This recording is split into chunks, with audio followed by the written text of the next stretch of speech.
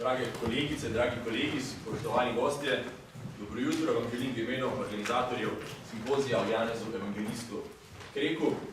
Na sporedu je drugi dan simpozija, po včerajšnjem prvem dnevu, vsaj po mojem zelo zanimivem, ki se je tudi zelo prijetno zaključil z otvoritvijo spomenika Janezu Evangelistu Kreku na dvorišču Teološke fakultete. Današnji dan sta na sporedu dva panela, zaključili pa bi naj nekje do enih.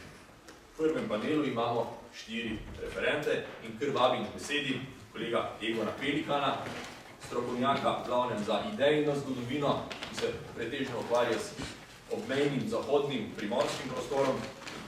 Postregel pa nam bo z referatom Janez Evangelist Krek, modernizator katoliškega gibanja na slovenskem egu. Hvala lepa, predsedujoči.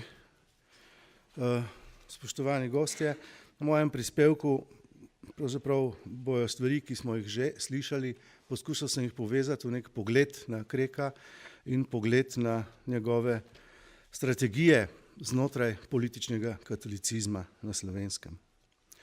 Ključno obdobje delovanja Kreka predstavlja ta čas od prvega katoliškega shoda 1792 do njegove smrti 17.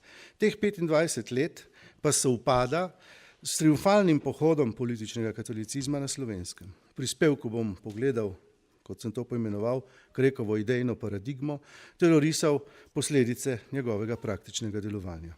Oboje je namreč praktično delovanje in idejna paradigma definiralo Kreka kot ključnega modernizatorja političnega katolicizma na Slovenskem in ga istočasno spreminjalo v kontroverzno osebnost, ki je bila deležna kritike tako v njegovem lastnem katoliškem taboru, kot seveda v taboru političnih nasprotnikov. Na primerih njegovih razmišljanj o tematikah, ki so bile neločljivo povezane z njegovim socialno-političnim delovanjem, liberalizem, parlamentarna demokracija, socialna demokracija, nacionalno vprašanje, ločitev cerkve od države in tako naprej, prikazujem Krekovo specifično metodo prilagajanja novim družbenim in političnim in idejnim trendom.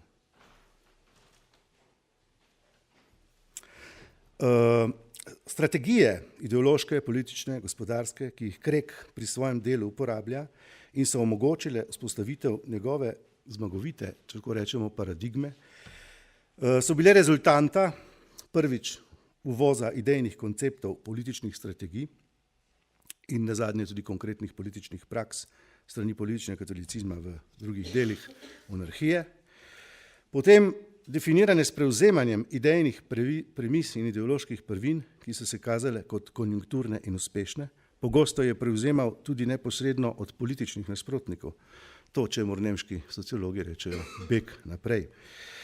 In tretjič, organizacijskim delovanjem, sinergija med temi tremi, torej z delovanjem med kmečko populacijo in delavstvom. Politika, ideologa in praktika v eni osebi, ki bi tako uspešno prepletel tako različne prvine, teorije in prakse na tako originalen način, drugi politični tabori na Slovenskem niso premogli. Če se vrnem torej najprej k zunanjim vplivom. Glede zunanjih vplivov in zgledov, ki so botrovali tej uspešnosti Janeza Evangelista Kreka, je potrebno omeniti najprej njegovo izkušnjo s katoliškimi delavci v Porurju, s tam Windshorsbundom, kjer je kot gibanje vključevalo mrežo delavskih katoliških organizacij. Tam je spoznal shemo v praksi, organiziranje, vlogo mladih kaplanov v delavskih organizacijah in tako naprej. Drugi idejni vzor mu je bil Karl von Vogelsang, prav tako iz nemškega prostora, pa še vrsta ideologov, kot so bili Ketteler, Kolping, Hitze in drugi. Specifičen praktičen vpliv so na Kreka imeli še posebej avstrijski krščanski socialci, Kunšak, Leopold, Schiller in drugi, s katerimi je bil v osebnih stikih. Tretji ključen Krekov zgled pa je bil torej ta triumfalen pohod krščanskih socialcev pod vodstvom Karla Luegerja. Iz teh razmer je raslo namreč v vsej Avstriji katoliško gibanje, vsej Cislajtaniji, ki je, kot piše Bruckmüller, na primer, imelo v Avstriji 3 stebre. Verska društva, društva za socialno skrbstvo, socialno varstvo, naštevam, politična društva. Nova 4. veja te organizacije pa je bila hitro rastoča mreža zadrug po vzoru zadružnih idej Friedricha Wilhelma Raiffeisena. V vsej Cislajtani je bilo konec stoletja približno do te poplave 1888 30 zadrug. Leta 1909 že 7000 in število je skokovito naraščalo. Na Slovenskem je bil Krek ustanovitelj najmočnejše organizacije te zadružne zveze na podeželju in hkrati organizator katoliškega delavstva. Že včeraj smo slišali, da je na koncu organiziral že več kot 1/3 slovenskega delavstva. Število konzumnih zadrug je pod njegovim vodstvom tako hitro naraslo, na primer konzumnih tudi drugih, ampak da se je Krek moral v zvezi s temi zagovarjati, da nima namena uničiti trgovskega stanu na Kranjskem.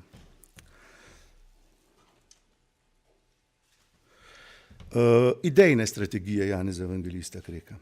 Poznana ugotovitev, da sta cerkev in politični katolicizem s konkurenčnimi družbenimi pojavi obračunavala tako, da sta jih likvidirala ali vključila v tradicijo, lahko na Krekovem primeru spremljamo, kot sem omenil uvodoma, na vrsti družbenih, organizacijsko-socialnih vprašanj, družbenih vprašanj in politični praksi. Konkurenčna gibanja in nazore je Krek praviloma prehiteval tako, da je sam naredil isto. Tudi tako, da je političnemu katolicizmu in cerkvi celo najbolj nasprotne ali konkurenčne ideje, ali pa samo zgolj del teh, preprosto vključeval v svoj idejni in politični program. Praviloma je tovrsten razvoj potekal najprej na idejni ravni. To je dobro opazil Ruda Jurčec, ko se je ukvarjal s Krekom v 30 letih in začetku 30 let napisal, ko govori o Krekovem odnosu do francoske revolucije, citiram: "Glavne ideje francoske revolucije Krek privzema spretno zase, vendar jih postavi v službo katoliškim idejam in jih tako podredi svoji misli o rešitvi slovenskega vprašanja." Razvoj na organizacijski ravni. V provincialnem delu Habsburške monarhije, kot je bil slovenski, se je organizacijska struktura katoliške cerkve ob nastopu političnega katolicizma pokazala kot odlična organizacijsko-politična mreža. Ko so bile župnije od prvostnih verskih funkcij pritegnjene k političnemu delu oziroma v ideološko-politični spopad, je politične nasprotnike hipoma odneslo. Tistih 500 farovžev, kot se je izrazil Cankar, je dejansko omogočilo, da je bilo z organizacijsko mrežo pokrito slovensko ozemlje vse do najbolj odročne vasi. Ko je z demokratizacijo postala politična organizacija ključna, ni razen katoliškega tabora s čim podobnim razpolagal nihče drug. To strukturo je bilo zdaj potrebno napolniti s politično, prosvetno in tako dalje kulturno dejavnostjo oziroma vsebino. Krek je dodal še tisto najpomembnejšo vsebino, zadružno.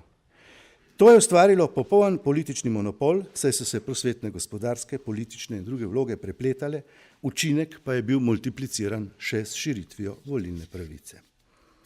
Če se vrnem k Krekovi idejni ideološki strategiji, si lahko gledamo v tedanjem času na ključnih vprašanjih, ki so bile takrat aktualne. Omenjam samo 2 primera, bolj zaradi časa, drugo bom prispevku. Na primer, odnos do nacionalnega vprašanja. Povsod vidimo pri Kreku ta zelo hiter, intenziven razvoj o razmisleku določenem vprašanju. Najprej recimo sodi Krek 1889, enako kakor Mahnič, pravi: "Narodnost zlodej jo je visoko postavil, notranje ne more spajati, ker ima le podrejen časen namen." Gotovo Krek takrat ni slutil, kako hitro in radikalno se bo spreminjal njegov odnos do tega novega družbenega, takrat novega pojava. Čez nekaj let, 95, je novo kategorijo Krek že vgradil v lastno idejno shemo in zahteval za Slovence pravično narodnostno avtonomijo in popolno enakopravnost z drugimi narodi v uradih in šolah. Čez naslednjih 6 let v socializmu 1901 Krek narod že umesti kot naravni umestni člen med rodbino in človeštvo. Narod naj bi bil torej iz rodbine izpeljan in kot tak element pri naravnem konstituiranju družbe, torej za Kreka že naravnopravna kategorija. To paradigmo je nazadnje po idejni krožnici pripeljal do svojega prvotnega nasprotja v 10 letih, 1889 do 1901. Tako je bilo na prelomu stoletja njegovo stališče diametralno nasprotno Mahničevemu in tudi njegovemu lastnemu izhodišču. Krek je bil zdaj mnenja, da je večnacionalna država možna le, če poskrbi za nacionalno narodno avtonomijo.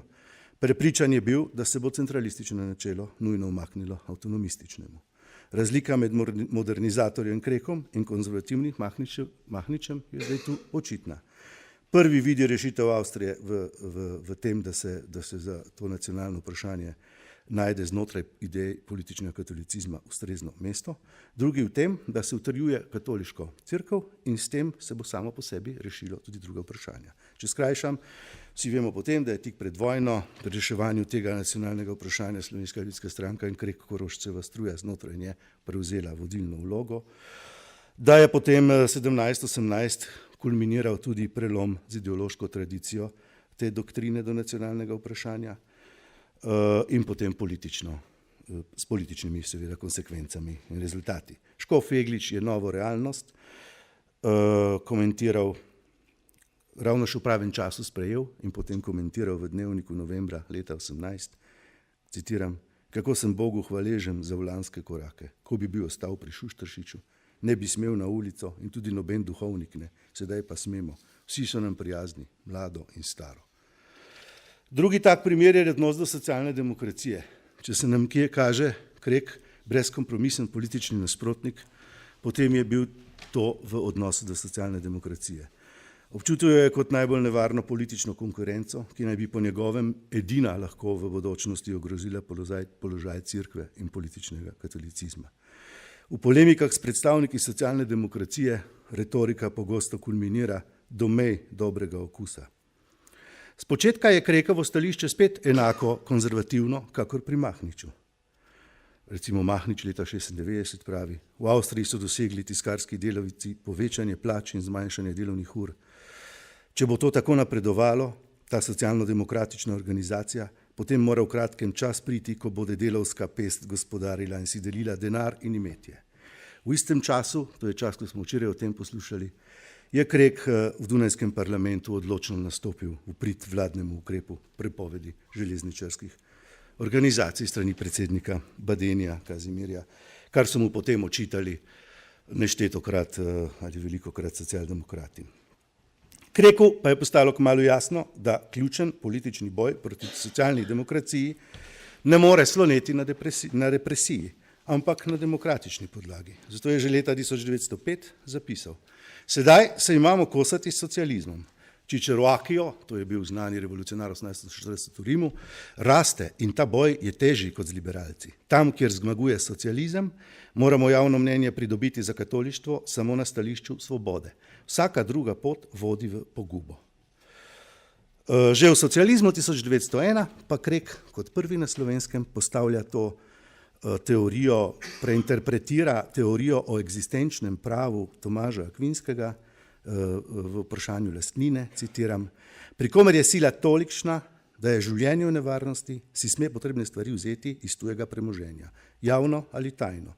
In to ni ne tatvina in ne rob. Eksistenčno pravo je višje nego lastninsko. Krekova stališča so torej po prevzemu nekaterih socialdemokratskih idejnih premis bila že par let pozneje, se pravi popolnoma nasprotna izhodišču Mahničevem. Po Kreku naj bi bila vsa podjetja, ki so družbi neposredno potrebna, v rokah vse družbe. Železnica, telegraf, pošta in tako naprej, pravi, rudniki, premogokopi ter železna industrija, vse to mora biti v družbeni lasti. V nadaljevanju, kot piše, naj bi postali delavci solastniki tovarn. Kot Jurčec komentira to, da je Krek sam sebe v tem oziru priznaval vsaj toliko socialista, kakor Bernstein. Če se vrnemo strategiji, je šlo za to, da je bil Krek pripravljen od političnih nasprotnikov prevzeti vse tisto, kar ni bilo v radikalnem nasprotju s katoliško idejo, če se je le izkazalo za učinkovito. Kaj pa je narobe z idejami socialistov? Naprimer z načeli socialne pravičnosti, nič s teorijo vrednosti, zahtevami po socialnem zavarovanju, omejenim delovnim časom, zagotovljeno najnižjo plačo in tako dalje. Nekaj drugega pa je seveda dialektični materializem, teorija o neizbežnosti revolucije in drugo. Tu je bil Krek, kot rečeno, do političnih nasprotnikov radikalen, lahko bi rekli pa, da je vključeval in iz njega vključeval tega svojega idejnega korpusa posamezne ideološke premise in socialne ideje, vsakič posamezno in vsako zase. In tako najdemo v Krekovih spisih zahteve po obdavčitvi kapitala, pokojninskem, socialnem zavarovanju, delovnem urniku in tako dalje, ne naštevam. Nekateri danes iščejo pri Kreku celo utemeljitev za univerzalni temeljni dohodek. V tem je razlaga, da so ga v nemočnem besu političnega poraza liberalci poimenovali, kot smo slišali že včeraj, zagovornika socialne revolucije, rodečega socialista v črni suknji ali kar slovenski Marks. In podobne so bile Krekove idejne prilagoditve kot strategija, to je, kar sem hotel v prispevku povedati, do vse, se pravi, do revolucionarnega zagovarjanja, revolucionarnega v navednicah seveda za tiste čase načela ločitve cerkve od države. Kot veste, se je s tem zapletel potem 1907-8 z Alešem Ušeničnikom v polemiko, ki je objavljala znanstvena revija Čas. Če sklenemo, se nam Krekova vloga torej kaže v dveh enakovrednih sklopih, idejnem in praktičnem. Zato nikakor ne gre v njem videti zgolj propagatorja socialnega dela in socialne kulture. Enako pomembna je za politični katolicizem njegova revolucionarna, če ji tako rečemo v navednicah, idejna paradigma, ki je skozi družbeno in politično delovanje nazadnje omogočila katoliški stranki politično prevlado na demokratični podlagi. V tem smislu je bil Krek ključni utemeljitelj krščanske demokracije na Slovenskem. Značilna je bila misel politično pronicljivega škofa Jegliča, ki je opazoval to Krekovo vijuganje med ideološkimi postulati na eni in torej zaslugami za moč političnega katolicizma na drugi strani. Ob Krekovi smrti, najbrž ste že slišali ta citat, je zapisal: "Mislim, da ga je Bog v pravem času poklical s sveta. Dogodki so se razvijali tako, da je bil v veliki nevarnosti nekorektnega mišljenja o izvoru državne oblasti in samoodločbi narodu." Njegovo mnenje pa ni veljalo samo za Krekova stališča do kategorij suverenosti. Tudi druga svojeglava Krekova stališča do aktualnih političnih vprašanj so v katoliškem taboru pogosto poskrbela za velike zadrege. Vendar je Krekova zadružna akcija pomenila tudi to, da je seveda akumulacija kapitala na skrajno liberalen način se premaknila v čas se ublažila, premaknila v čas po prvi svetovni vojni in je potem potekala v čisto drugačnih političnih in gospodarskih razmerah. To mu je bil retrogradno pripravljen priznati tudi veliki nasprotnik političnega katolicizma, na primer Edvard Kardelj. Hvala lepa.